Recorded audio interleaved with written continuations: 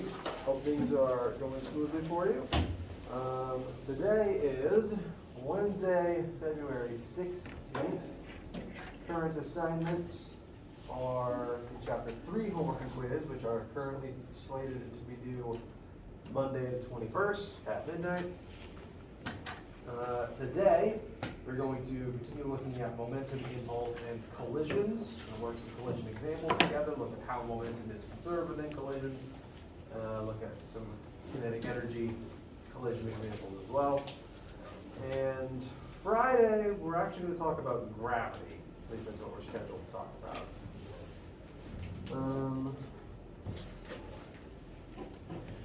A quick poll of the classroom real quick.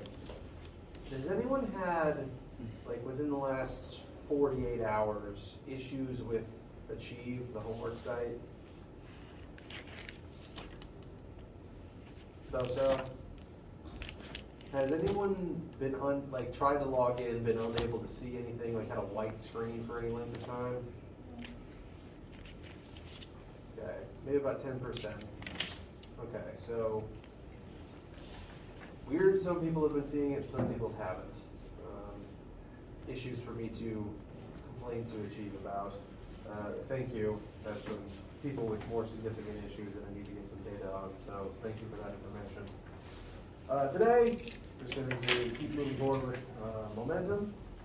Any questions from you guys before we get started?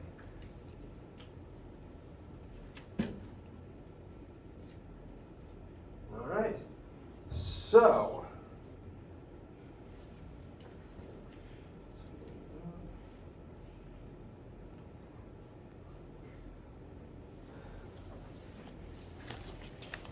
we've been looking at momentum and subsequently impulse for a little while now. Momentum is, an object possesses momentum when it's moving. Mass times velocity tells you momentum. Momentum is a vector, so an object's momentum does tell it what direction it should be moving in. And since velocity can change, momentum can also change. That change is called an impulse. Now, momentum is arguably the thing that Isaac Newton actually spent most of his time researching, or at least one of the things that his papers talk a lot about, which is kind of weird because the laws of motion that he's famous for don't mention momentum, except that they actually do, as it happens, because Newton's second law that we've been using mostly up until now is correct. This is Newton's second law, but this isn't actually the form that he described it in most of the time. He actually described it like this. Net force on an object equals its change in momentum over the change in time that the force is applied. When you exert a force on an object, you are trying to change its motion, you are trying to accelerate it, you're changing its velocity, therefore you are changing its momentum and creating an impulse. And that force you apply is applied for a certain amount of time. And so this is how all three of those things were originally related in Newton's notes. Over time, some people realized they could convert that form into this form. They mean the same thing. I'll show you how in a second. And I find it very helpful to have the two different versions because sometimes you have some information and you don't have the rest of it. So I like to keep both versions in my notes, even though this has become the more common, the more iconic version. But we can end up converting this into the other form. The definition of acceleration is change in velocity over time. So if I substitute that in instead of A, now we have mass times change in velocity divided by change in time. Mass times change in velocity can be described as change in momentum.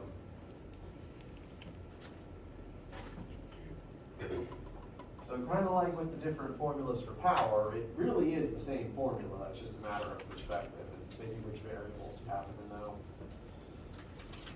So momentum is pretty important, at least to Newton if you spent so much time writing about it. There's actually a story about, since Newton is the one who at least wrote down most of the stuff that we use for momentum in Western science, there's a story about why he started using a rho for it as opposed to anything else really. But it's definitely a completely fake story. But it goes that he was talking about momentum in terms of like, you know how they sell olives with pimentos in them? Well, the story goes he hadn't named momentum until he had to start talking about it to like people funding his research, and so he started describing momentum in terms of the pimento inside of the olive. Like the olive and the pimento are one object; they share a momentum as they're traveling forward. And the story goes that his first name for it was pimentum, for pimento. That story is definitely fake, but it's stuck in my head, and I can't not tell it. So, other things to know about momentum, besides the fact that we still don't have a good reason why it uses a P or a rho, is that it, in collisions, is conserved much like energy is. Energy cannot be created or destroyed, therefore it must continue to exist within a system of objects. Energy can transfer states, it can transfer between objects, but the same total must exist from start to finish. The thing with energy is, it can occupy a lot of different forms, and a lot of them are really, really hard to track. Say you're performing a crash test on a car, and you have a remote control car drive into a wall at 60 miles per hour. Before the collision, that car has a lot of kinetic energy. Where does that kinetic energy go as soon as the car is brought to a complete stop? A couple people seem to be mumbling some good suggestions. It can go into a lot of places. Some of it goes into budging the bricks of the wall. Some of it goes into destroying the car itself. It takes energy to actually deform the metal of the vehicle. Some of it goes into thermal energy and all of the moving parts, and some of it actually goes into sound, because every single sound is really moving air, and it takes energy to make the air move in the first place. So basically, the louder the crash, the more energy literally is lost into the atmosphere. Energy can go into all kinds of crazy places, and it's really, really hard to measure it once it's not kinetic energy anymore. Like, I can't really necessarily tell you how many joules of this impact just go into making the noise. The energy exists, it just can't really detect it anymore. Momentum is different in that it has no other state that it can occupy. Energy can be thermal energy, it can be kinetic energy, it can be all kinds of things, but momentum is always momentum. It has to be. There's nothing else that it can be. So in some collisions, the total energy in the system might not always look like it's conserved, or at least the total kinetic energy in the system might not always look like it's conserved. But the momentum always will be, by definition. So, conservation of momentum, this is going to be true for every single interaction between objects. We're going to start using it to analyze collisions, and maybe some explosions, which are technically a type of collision, in terms of the physics at least, in terms of the way we do the math about them. Explosions are a type of collision. So conservation of momentum. Total momentum in the system initial must equal the total momentum in the system final. This is true for all collisions and all explosions. As far as collisions go, there are actually two types. And I forget which groups of students that I've already mentioned this to. If you've had lab this week, which 2/3 of you would have seen the two types by now, but just to make sure they're in your notes. Two types of collisions are elastic and inelastic, which is to say bouncy and not bouncy.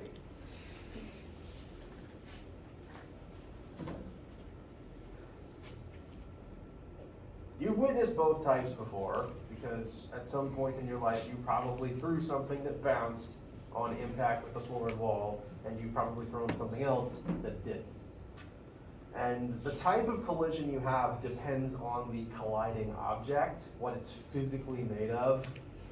Different materials are just more or less elastic than other materials, and the more elastic the material, which is to say, if an object is able to deform and then go back to its original shape, like a spring, for example, I have deformed the spring and then it returns to normal of its own accord. This is an elastic object. And when elastic objects collide, they will deform and then they'll go back to normal. That act of deforming and returning to normal stores energy inside of the object and then releases it again. If you ever watch like slow motion video of a basketball or a tennis ball hitting a wall, you'll see it squash and then return to normal as it springs away from the wall. Elastic objects are capable of doing this. So the stretchier, the rubberier something is, the more elastic its collision is. And elastic collisions tend to be very bouncy and very chaotic and very high energy because in addition to conserving momentum, as all collisions do, this type also conserves the kinetic energy of the objects involved. Again, if you throw a tennis ball at the wall, it's going to bounce away at a similar speed to what it approached the wall at. It stored its energy within itself and then released it after it sprung away. It kept that energy in the system, and so it was able to be moving faster afterwards. This is different to inelastic collisions caused by inelastic materials. Elastic materials deform and go back to their original shape. Inelastic materials, if you deform them, don't go back to their original shape. I can crack this marker in half and it's not going to fix itself. That'd be a neat trick though. This is not an elastic object, or at least it's much less elastic than a tennis ball is. And since it doesn't squash and stretch and go back to normal, it does not bounce nearly as well. That means it's not able to store its kinetic energy inside of itself. So when it collides, it's going to lose a bunch of kinetic energy. In inelastic collisions, gotta be careful about the phonetics there.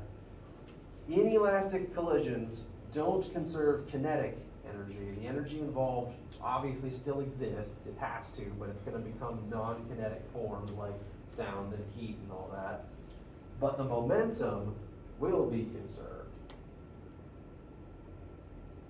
Sometimes it's not immediately obvious how the momentum is conserved, but it is. And that's what we're going to start doing some math for today. How do we sound so far? How do we feel so far? All right, so make sure that all these taglines are in your notes. Let's look at a specific example now. This is going to be an inelastic collision. Just go ahead and let you know now. We're going to throw a shuriken at a piece of wood. And whoever threw this thing has a pretty good throwing arm, 25 meters per second. It's really quick. This is just some target practice. Someone's out in the woods, they've got a log sitting on a fence, and they're just going to throw this object at that log. We know, actually I'm going to draw a couple of pictures of the situation first.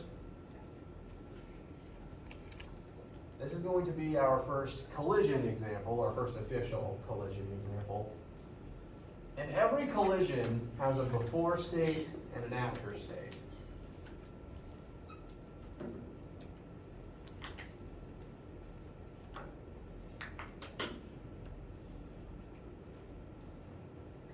So in our before state, we have our shuriken being launched towards the log. They haven't made impact yet.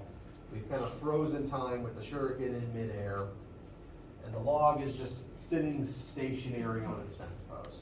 This is before they collide. This is our initial state. After they collide, The star sticks in the wood, and then they travel together as one object. They are going to stick together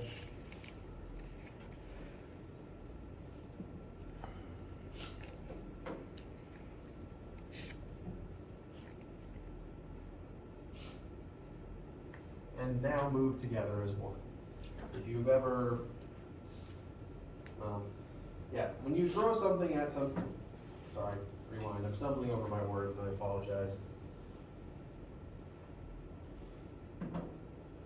Just from your own experience, when you, say, have an object sitting on a fence post and you chuck a rock at it, what's going to happen to both of those objects after they collide? It will fall off the fence post. And it's going to fall off because in the collision, initially, our log's starting velocity is 0. It is sitting still. After the collision, it's going to gain some amount of momentum in the collision.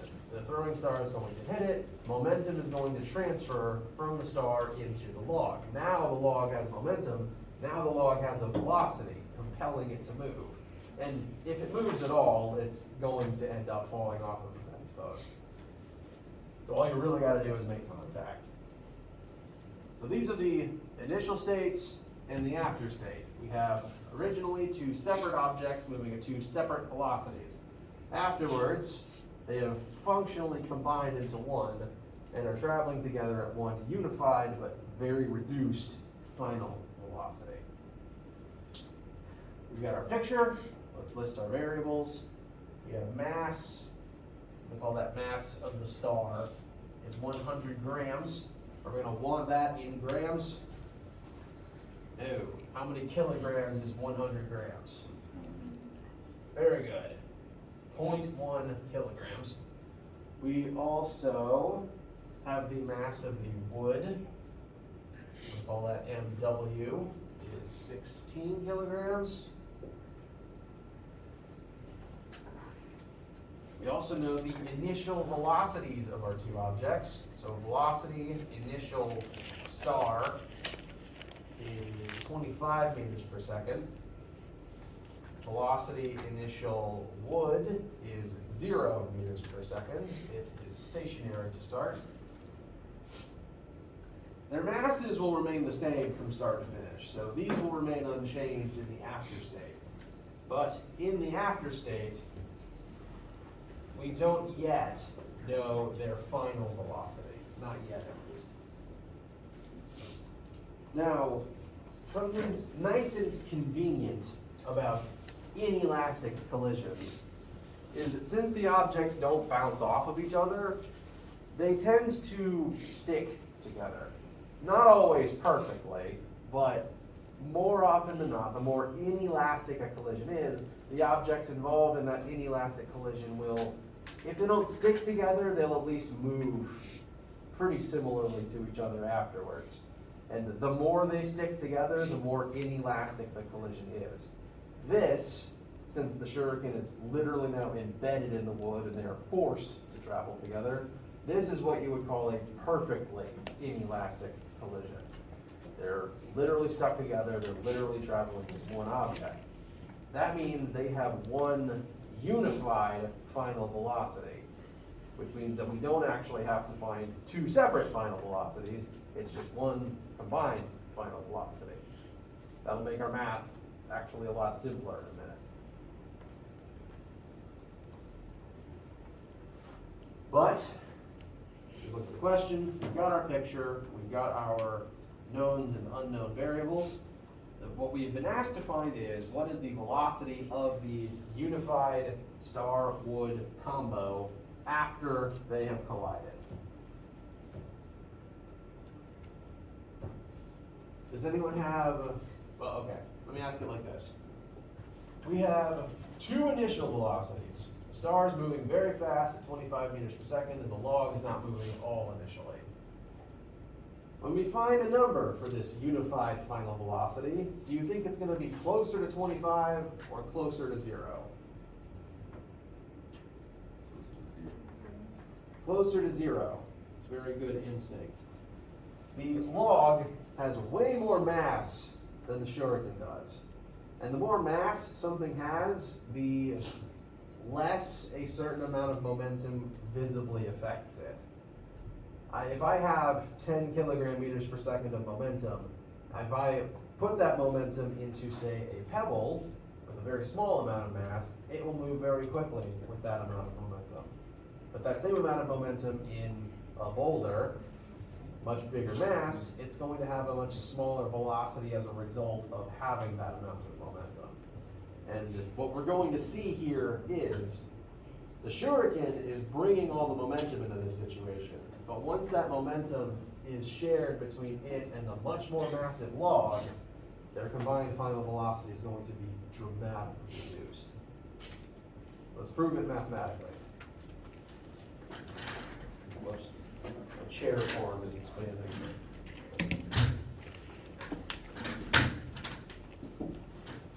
So, this chapter is introducing us to a new genre of questions called they're collision questions. And like I said, all collision questions have an initial state and an after state. So you'll always know this is what's happening before they collide, this is what's happening after they collide. Whenever you have a collision question, the law of conservation of momentum is your official starting point. All collisions, we can analyze them via the conservation of momentum. And so whenever you have a collision question with a distinct before and after state, you know there's different objects, they collide, and there's going to be an exchange of momentum and energy. This is where you want to begin your math. You want to identify everything with momentum before the collision and everything with momentum after the collision. So in that before state, law of conservation of momentum tells us that the total initial momentum of this system must equal the total final momentum of this system. We know more about the initial side, so let's begin our math there. Initially, before collision, we have two separate objects, each with their own amount of momentum. That is a part of the greater combined total momentum of the system. So for both of these objects, we need to calculate both of their momentum, and that will be part of the total momentum before the collision. So I'm taking this total momentum and breaking it down into each individual part that makes up that total. Momentum star initial plus momentum wood initial. Those are the two objects here, and their momentums must add up into the total. The same will be true afterwards, because there's still only two objects. They will each have their own different amounts of momentum, but it's still the same two objects. So the final momentum in this system will be made up of the final momenta of the two separate objects. So this, the total final momentum, can break down into momentum star final and momentum wood final. Those are the two objects present on both sides. They must each have some amount of momentum at all times, even if that number ends up being 0. And so their totals become the sigma momentum on that side. So I've broken down total into the two objects that make up that total. Now let's start filling in what we know about each individual object's momentum at each moment in time. First, we have momentum of the star initial. So we want to look at the throwing star on the initial side. We know its mass, which we've already converted into kilograms, which is nice. I'm going to go ahead and write out the full thing though. I'm going to plug in the formula for momentum.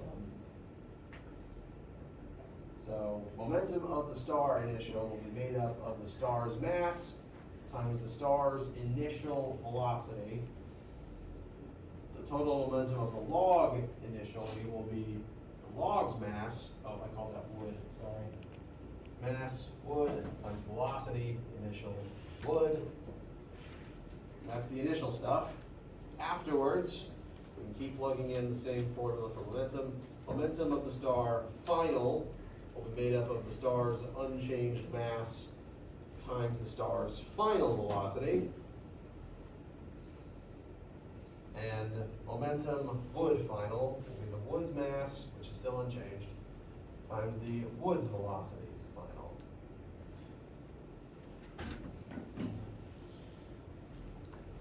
So we've broken down our law of conservation of momentum into smaller pieces that we might know or might not know. How do we feel going from here to here so far? Thumbs up, some nodding. Anyone, any questions or issues thus far? Okay.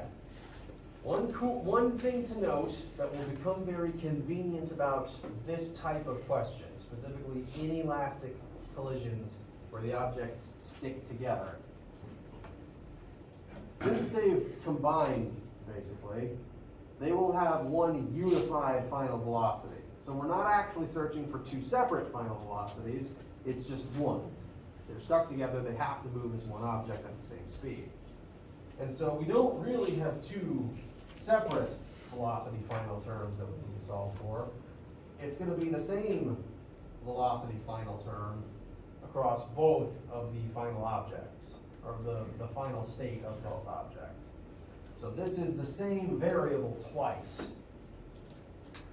That means there's only one thing to solve for here instead of two, which is nice. It's less things to have to find. This will not always be true. There will be some collisions where the two objects move at different velocities afterwards, namely elastic collisions. So when you are setting up your formulas and your situations and your drawings, make sure you know and carefully label which velocities you know at which point in time, which objects they belong to, and whether or not any of the objects involved share one of those velocities. In terms of formulas, we've broken this one down as far as it can go, so let's start plugging in the numbers that we have. We know the star's mass, so we can plug that in for m star, and we know the star's initial velocity of 25 meters per second, which is great. That's both terms here. Then for the wood, we know its mass of 16 kilograms, and its initial velocity of 0. So this whole term is just going to go away. The wood had an initial velocity of 0. The wood has an initial momentum of 0. It's not contributing anything into this situation. So that's the initial side. Initially, all the momentum was in the star. It's the only thing that was moving. On the after side, the two individual objects' masses are unchanged, so we plug the same numbers in there.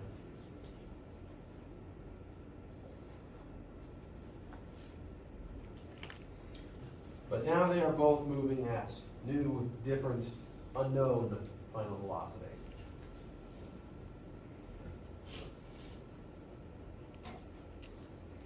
Now, if they had two different final velocities, we'd run into potentially a roadblock here, because that would leave two unknowns in our equation. But since it's the same final velocity for both objects, that's still actually only one unknown. We can use a distributive property to help us get to our final answer.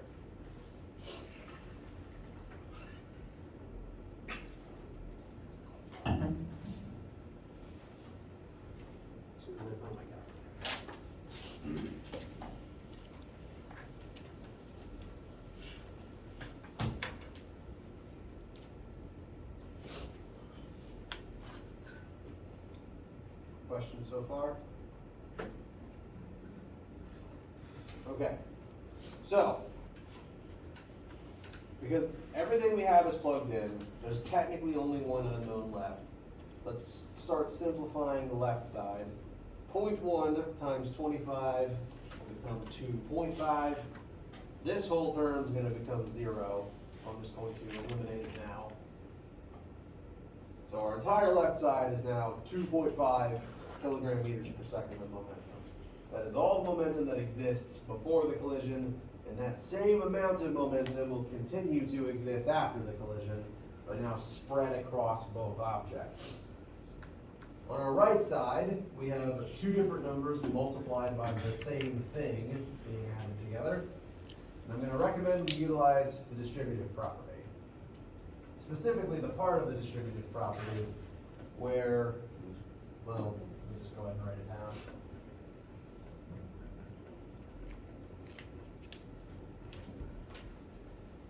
We can divide the VF out of both terms, multiply the two terms together, sorry, add the two terms together, and then multiply their sum by VF. Any questions or objections to this step?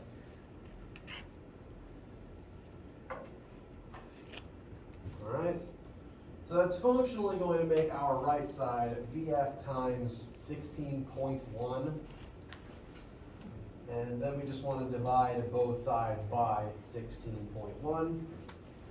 What would that make our final velocity?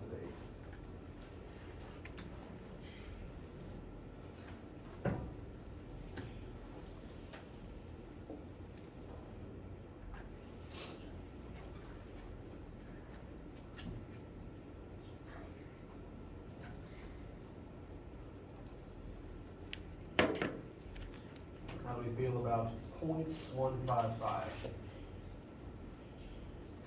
Nodding, good to see. Let me know if your math does not agree with mine. So that should be the combined final velocity of both objects together. And this does make sense with our observation earlier. This velocity is much, much, much smaller because the momentum that the star originally had is now spread across the star and a much more massive object. So that momentum the log gained won't affect it as much because it has more mass. Yes, sorry. So for like problems like this where the second object is at rest in the beginning and it's an inelastic collision, could you just use, like, instead of doing all the steps, could you use like the find the momentum of the object that's moving and then just set that equal to their combined mass and divide, or do you need to write out all those steps? You have just now summarized what we just did very well, actually. So that would absolutely work in the case of one initially moving object, and then afterwards the two objects have stuck together. Absolutely. And if that system, if having that system set up for you works, then fantastic. It will absolutely get you where you want to go. I just wanted to show the more general form so everyone has it in their notes. But yes, you're absolutely correct. Any questions, feelings, opinions, needs, etc.? All right.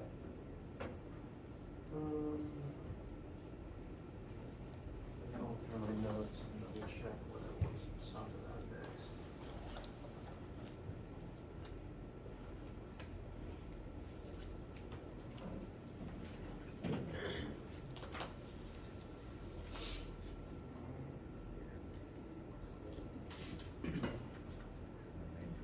Okay. I actually want to spend potentially the rest of the class, depending on how long this takes, asking an additional question about this situation. This question isn't in the notes, but I think it's important to illustrate an important point here. We have determined where the momentum goes, how it affects both objects in the end state. But now I want to talk briefly about how impulse and the force involved in the collision tie into this. Bless you. So we're going to tab back a few slides to put the formula for impulse back on the screen.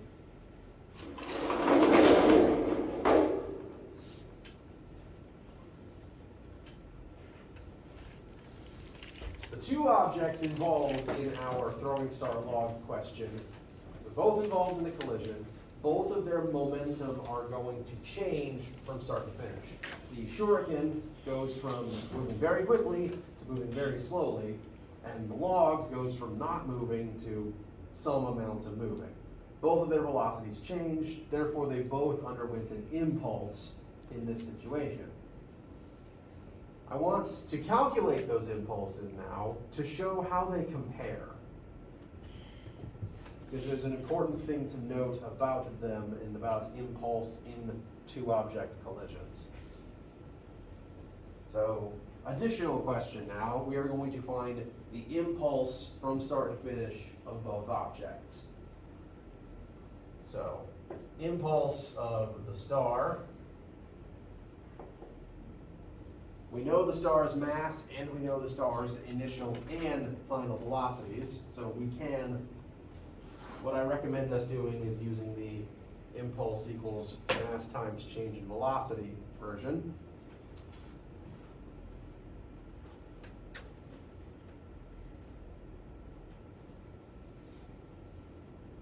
So, the impulse of the star will be equal to its mass times its change in velocity.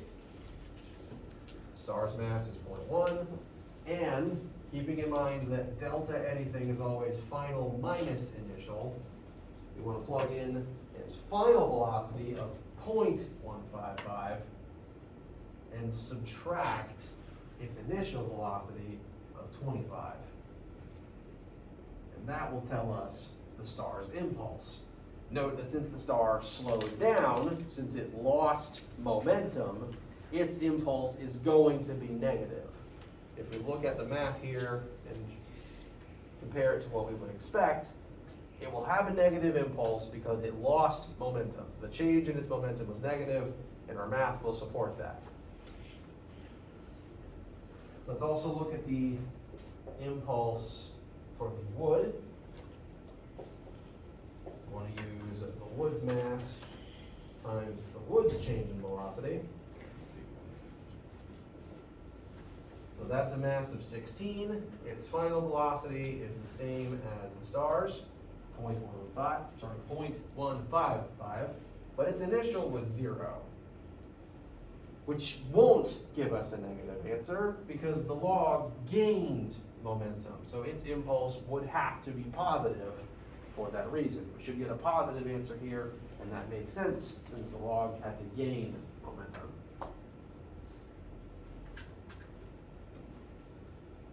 Now, what kinds of numbers are you guys getting for these?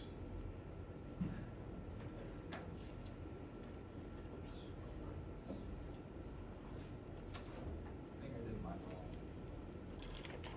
wrong. Well, what is the shuriken's impulse? How much momentum did it lose?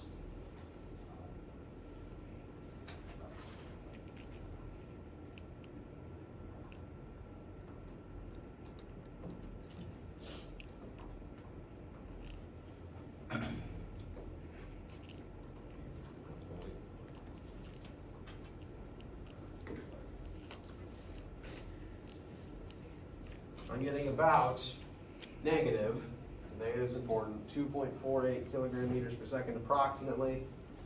Anyone disagree? And now, for the log's impulse, I'm getting positive 2.48 kilogram meters per second approximately.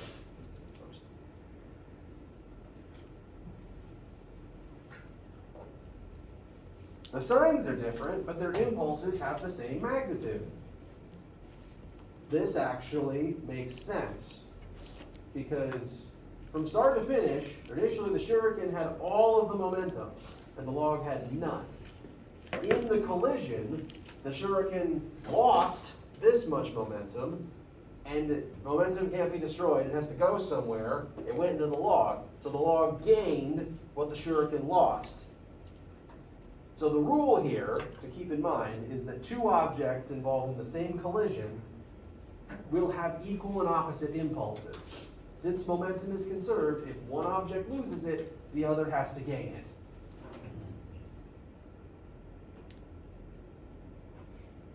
So, impulses being the same plays in perfectly with the law of conservation of momentum. Therefore, this makes sense. Two objects in the same collision will have equal and opposite impulses. The same is also true for the forces involved in this collision.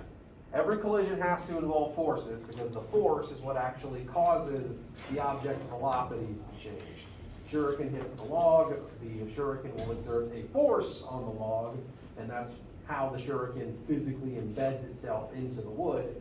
Meanwhile, the wood also exerts a force back on the shuriken, and that's what slows the shuriken down. There are forces involved in collisions, and the other formula for impulse tells us that. Impulse equals force times time. Force times the duration of the collision. Every collision has a duration, even if it's hard for the human eye to track. Those two things times each other also equal impulse. So the collision will last the same amount of time for both objects. It's the amount of time that it takes the momentum to exchange between the two.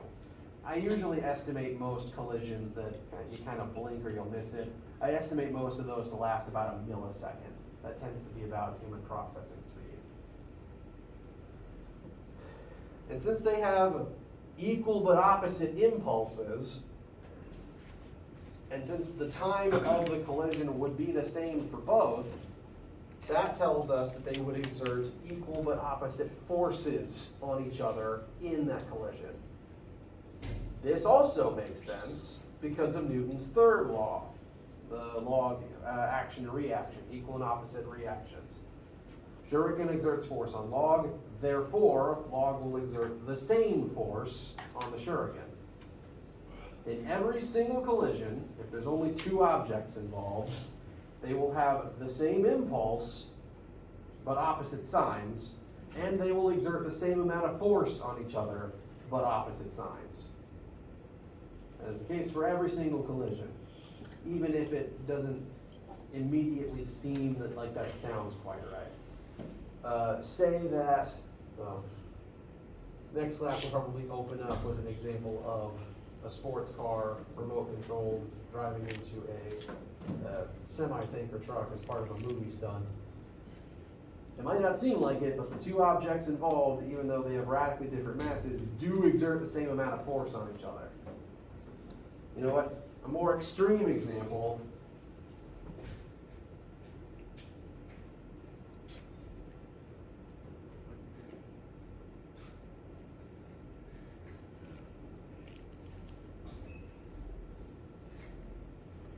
is a truck versus a bug. Truck speeding down the highway, mosquito is going to hit its windshield. In this collision between truck and mosquito, momentum will swap between the two. They will have equal and opposite impulses, and they will exert equal and opposite force on each other. Whatever force the truck exerts on the mosquito will exert the same amount of force back on the truck. The only difference is the force from the truck on the mosquito is enough to obliterate the mosquito. The same amount of force on the truck, you don't even notice it because the truck's mass is so much greater. It might only be like a 1 Newton force, and that is enough to turn the mosquito into dust, and the truck will just shrug it off. How do you feel?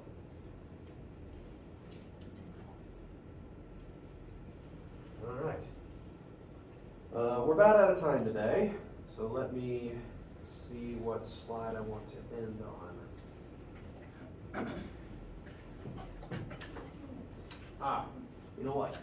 Since I want you guys to get started on, at least to be able to get started on the homework, I want to, actually I'm going to mute the picture real quick. I want to show you how this math applies to a situation that initially looks very different.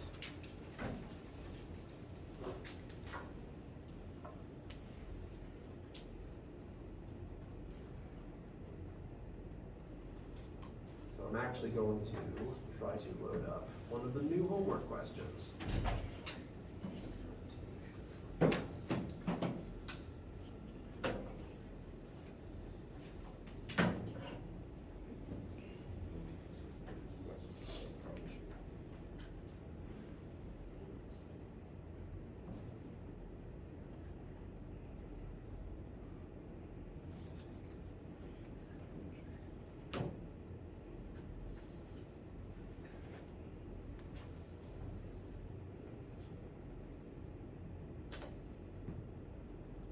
So the situation present in homework, this is chapter 3, homework question number 3.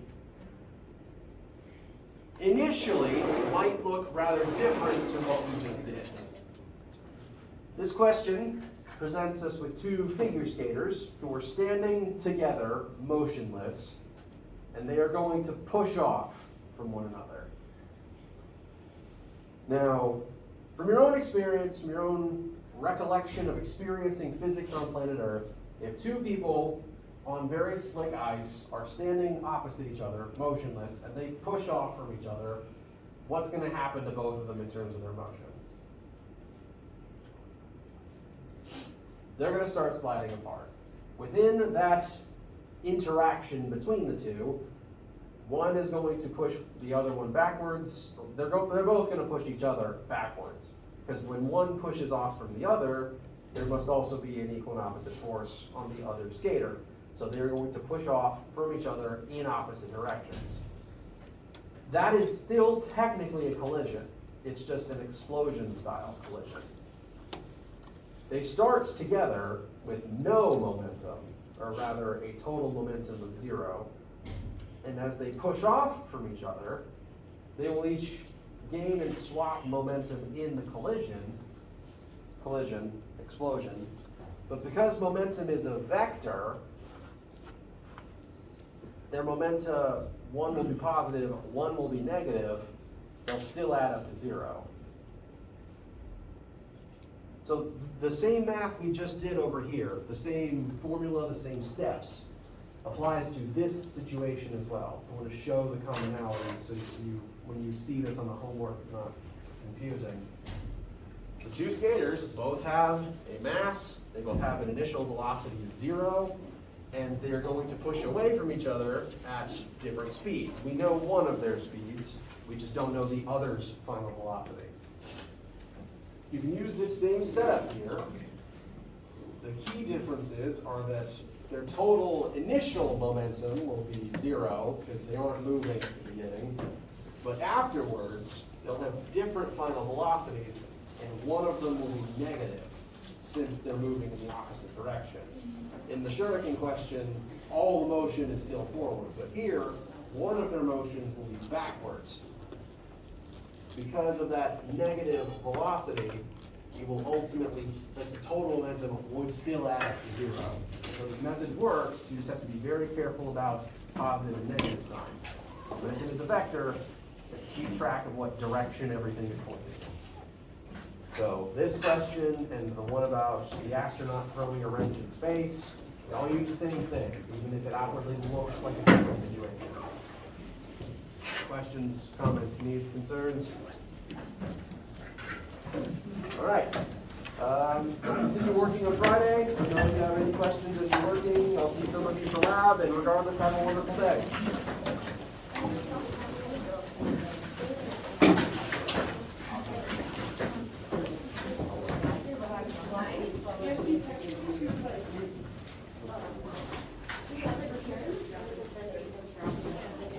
No, Professor, I just want to let you know.